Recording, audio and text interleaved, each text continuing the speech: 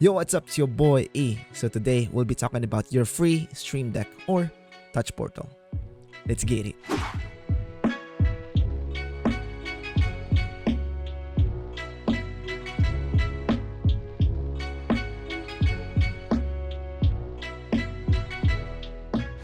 Welcome back to the channel, guys. If you are new here, I am E and I create MTG content and budget streaming content. So let's talk about Touch Portal, your free Stream Deck.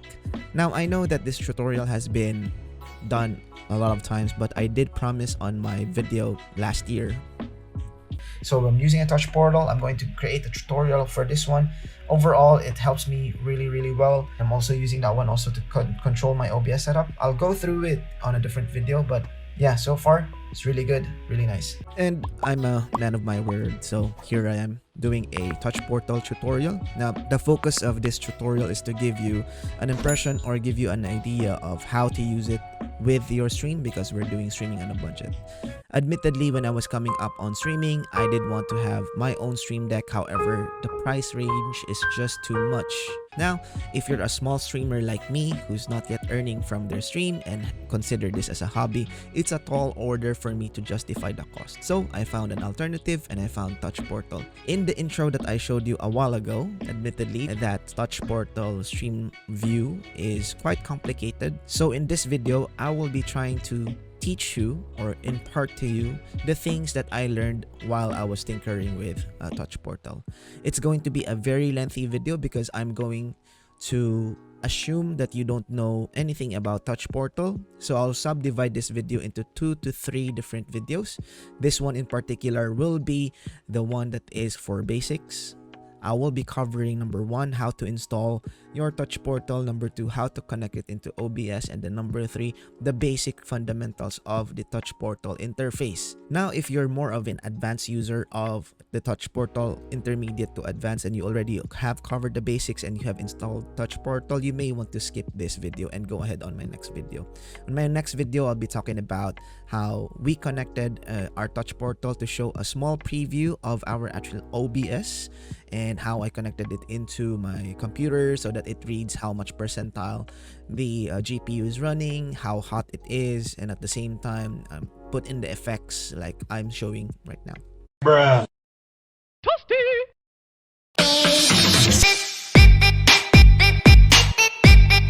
This is Sparta! Okay, that being said, let's go to what is Touch Portal. Touch Portal is a multi-action remote control. It's a fancy way of saying it's a remote control for your program that makes it do multiple things at once or simultaneously or one over the other. Now, in OBS, sure, there are options that you can use in your OBS so that you can create shortcut keys through your keyboards right here.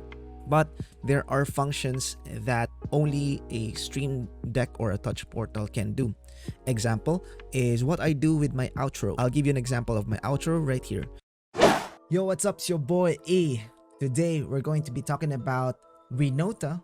Welcome back to the channel, guys. If you are new here, I am E and I create MTG content and budget streaming content. MTG, financial literacy. Let's get it. You notice in my outro, there are coming in, flashing in and out, a photo coming in and out. There's a web line running through it, and the videos comes in and out. I have a scrolling text over down the bottom. I did that all through Touch Portal, and I did it through one click of a button, wherein I instructed OBS to run videos on a specific time frame, close that video, open another video, and so on and so forth. So your OBS can't really do that one in a sense that you cannot press one button and make that all happen. Touch Portal made that happen for me. Another use of my Touch Portal is right here.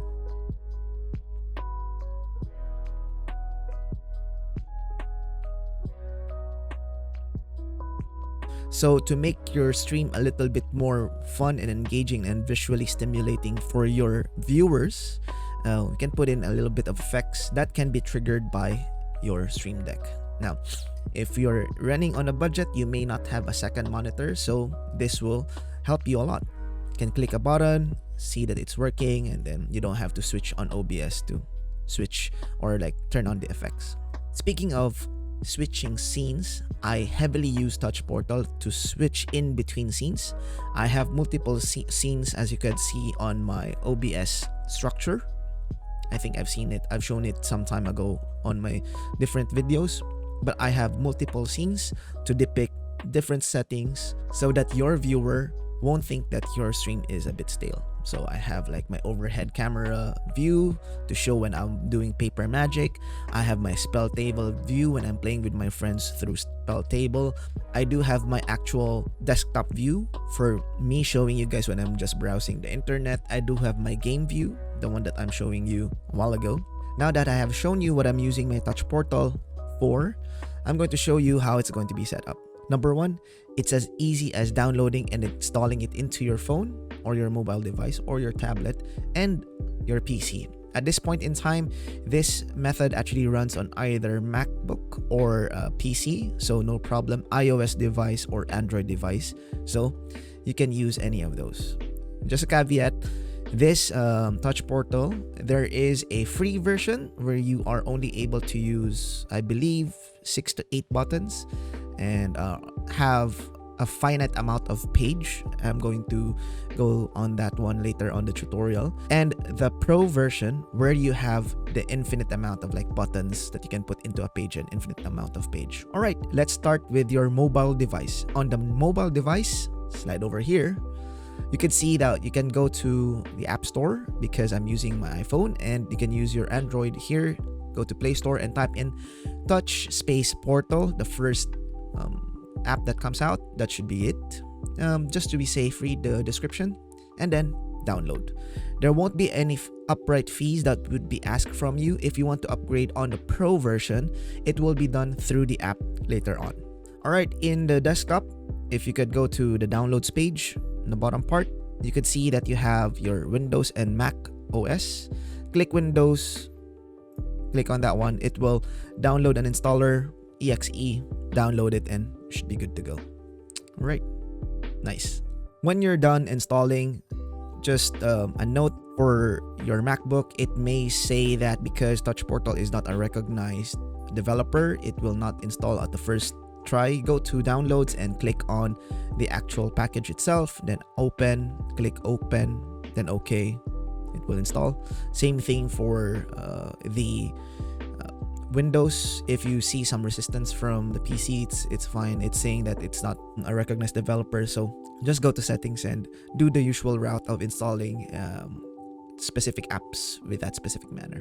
Okay, the Touch Portal is actually linked per device, so the pro version would link for your device. So that means that if you install your pro version on the phone, that will stick with the phone indefinitely but can't be transferred. If you have a different phone, you'll have to buy another pro for that specific phone or mobile device.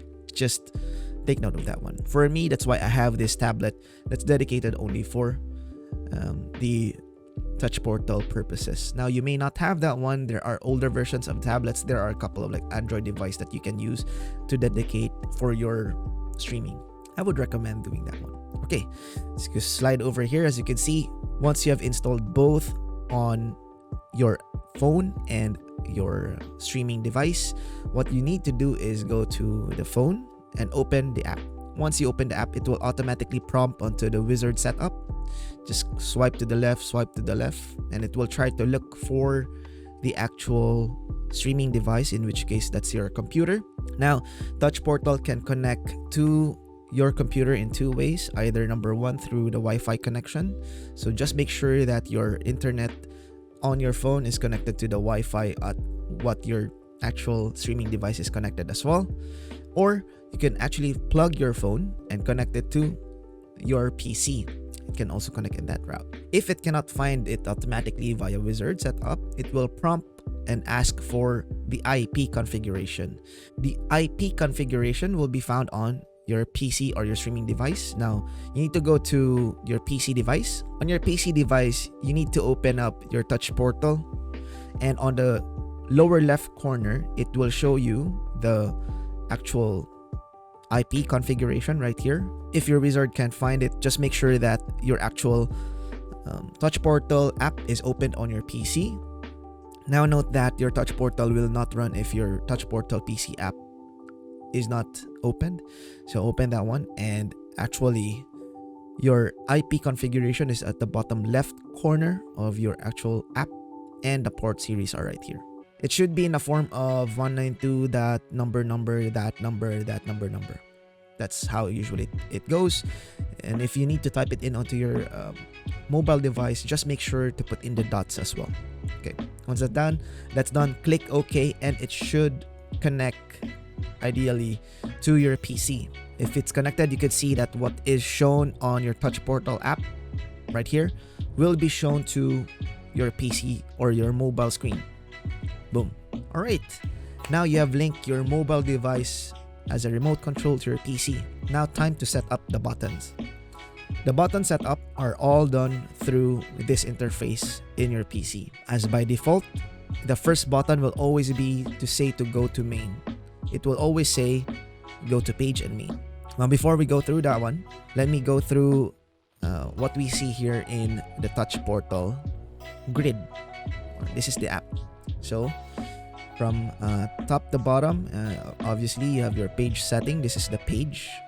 The page basically means that this is the screen that you see on your mobile device. Okay, this is the page. This tick mark right here states that it's a simulate the connected device resolution. So this page right here will try to simulate the resolution of your mobile device, which means that if you add a different button and different color, it will try to mimic what you try to see on the mobile device. Okay, this scroll down right here will show you how many page you have. Now, because I have the Pro version on my different app, I have a lot of like different configuration right here.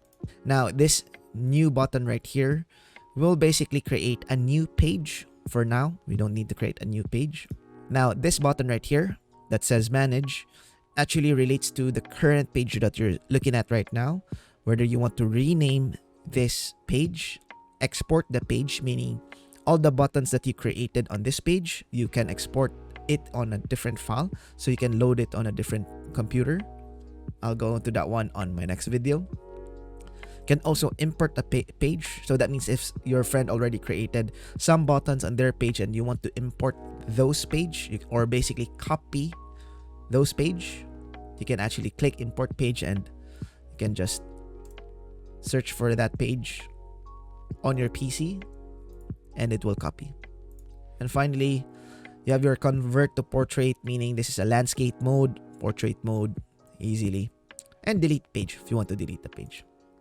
Okay, on this lower right corner right here, or the right corner right here, these are to do with your actual page resolution. Now this one is 4. This means that your column should be 4 column and 2 rows, 1, 2, right? I believe you should be limited from the number of buttons you have if you don't have the Pro version. For now, let's stick with this diagram. Button margins right here, you can put in a 0 as well. The margin of the button, the higher the button is, it creates a margin in between the box that it has, or like the actual page that you have. You can click the maximize button space. So as you can see here, this is the entire box. So if you click maximize button space, it will stretch your button to cover the entire space. You could also group the button. That means grouping them together, consolidating them together. So you have button 1, button 2 here. And right here is your background setting. So you can actually change the background of your remote control for your Touch Portal. You can click background and you can go to pictures. Say for example, let's go for the why though meme. Boom. And this will be reflected in your remote control. You can also click and remove the background if you don't like the background. This one, then the one that you see here that has number, it actually relates to a color palette right here. You can click custom color, and that's where your number comes in. You can create the you can input the hue, saturation, and brightness, opaqueness as well. You can see how opaque it is.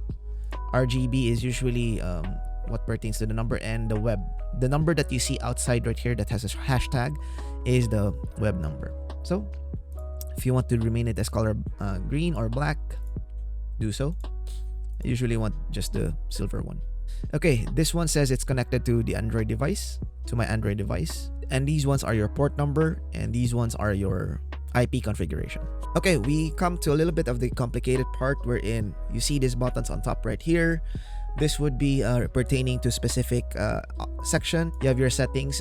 Again, this is port 1, port 2, and you have your port USB. Port USB is basically the port number for the USB connection. This is how your PC communicates through this specific port and plug it to your actual mobile device. Language can be English, Dutch, Portuguese. If you're interested, you can change the language of Touch Portal right here. You can click on this. Basically says start at Windows boot. That means so that whenever you click or you turn on your PC or your Windows boot, your Touch Portal actually starts with that as well. Start at boot minimized, meaning that whenever you booted your Windows, it will start, but it is minimized. It's not going to be popped up like this. Disable firewall check. I don't take that one out because it's self-explanatory. Finally click always create go to main buttons for new pages. You can take that one out. That means that whenever you create new page, sample 2, it will always have a go to main button. That's just it. Now let's delete that page, go back to sample. Version history here basically will just say what was updated from its very beta version on the bottom part right here. Now that we have that one, you have your general, that's your general settings. This is your security settings. You can actually connect multiple devices into your Touch Portal right here, but depending on the whether or not it's Pro Touch Portal or non-Pro Touch Portal, the buttons that each device would see will vary. So for me, I have like multiple device that connected. You can revoke any of those access right here.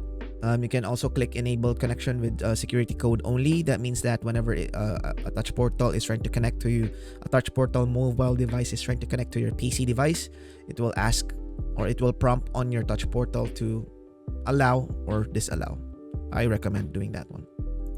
Alright, now that we're done on the security, let's go to visualization. Visualization here is actually pertaining to the action colors. Action colors, they pertain to the specific actions that the button would take, and this is just saying what colors it will have. Now, to give you an example, let me close this one. This is one action. So inside it, there is one action and it's colored pink, right? So if you want, you can go to visualization and you can change all color to purple. Save it down. Once that's done, you go to the main and it just changes the color here. But I would highly recommend you just going to multicolored instead, because each color for a specific action represents a specific tag to a different, because each action represents a specific category on those action piles. So I'll get through that one in a couple of minutes. Stay put. All right, I'm done with the visualization. Now let's go to OBS. So this side, this OBS portion here, it enables your Touch Portal to talk to or communicate to your OBS and send the actual commands from this program to your OBS. So you will need this one. Now, for this specific process, you would need to have a WebSocket that is installed in your PC or Mac. That specific installation would also go automatically into your OBS. So there is an instruction here. Basically, you need to install this Palakis. I hope I'm pronouncing it right. Palakis OBS WebSocket for OBS. You can go to the web. I have it pulled up right here. Don't worry, this will be in the description down below. And you can just scroll down and go to this site. The first package here, PKG, would be for Mac OS. The next one is for your Windows installer. Just download it. As you can see, I've already downloaded it. Double click engine, just run it, say yes, and then just put in next, install. Because I already have this installed, I would not show this to you guys. I'm just going to exit that one. Once you have downloaded that, it would prompt a restart I believe so, or a close down on your OBS. And the way you make sure that it is actually working is that if you look at your tools, there is a option there for WebSocket server settings. It's right there. You can click that one. This is your port and your authentication password. And once you have those, you can copy and paste your details down below right here, the IP and your WebSocket port. So if it says localhost, don't worry, that's the default. If you haven't purchased the Pro as of yet, it will show as localhost. It will work just as fine. All right, once you have that one, I just put in the auto connect right here so that every time I open up my touch portal and OBS opens up, touch portal automatically communicates to OBS. I don't have to actually retouch or what you call this, connect them every time. All right, that's one of the key parts that we have here. XSplit, I would reckon it should be the same, but I haven't used this functionality, so I'm going to skip that one. Twitter, touch portal has actual functionality that shortcuts like tweets, clips via touch portal. Basically, it can send message out or tweet in your behalf. So all you gotta do is click on Twitter, click on connect right here. It will open up to a Twitter. Just log in your Twitter account and say authorize app. Will automatically connect your Twitter into your app. In this case, I'm already connected. My Twitter handle is TDRXN Games, so it's already there. You can connect, I believe, multiple accounts here, so you can disconnect them as well. That being said, you can switch to Twitch. Okay, as you can see, these are blurred out. These are specific tokens that Twitch and will provide you so that your touch portal can communicate to Twitch. All you gotta do is click connect. Once you click connect, it will load your browser and it will give you an access token. This is your access token, and all you have to do is go back to your settings and copy your access token. Same thing for chat.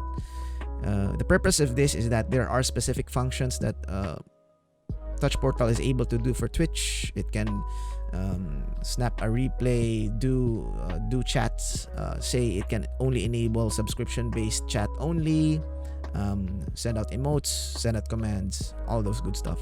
Admittedly, because we're doing streaming on a budget, I haven't had my Philips Hue. I use Yeelight because it's a bit more cheap. It's cheaper than Philips Hue. So I think you can add Hue Bridge here.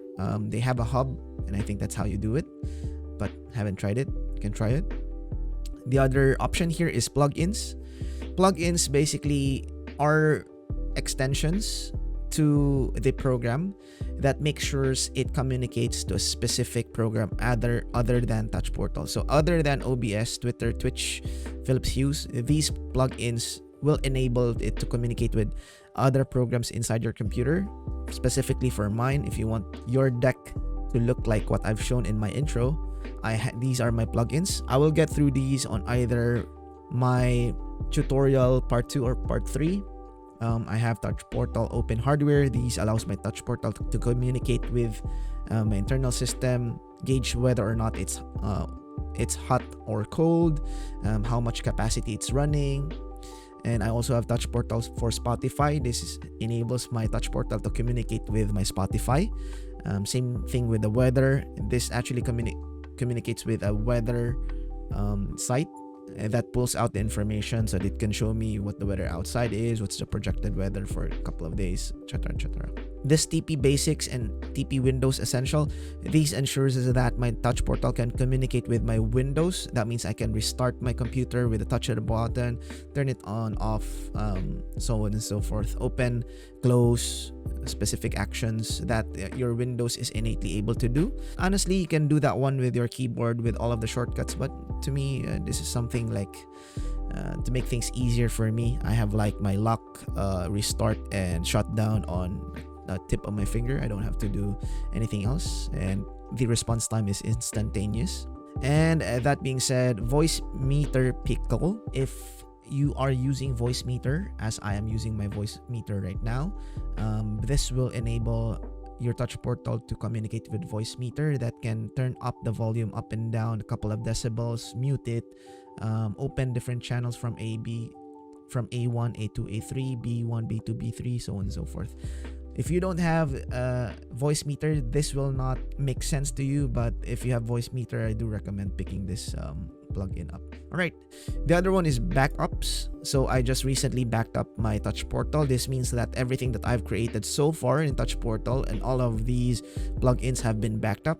If there's anything that would happen to my Touch Portal, I can just basically recall this backup and it will reinstate to the previous state.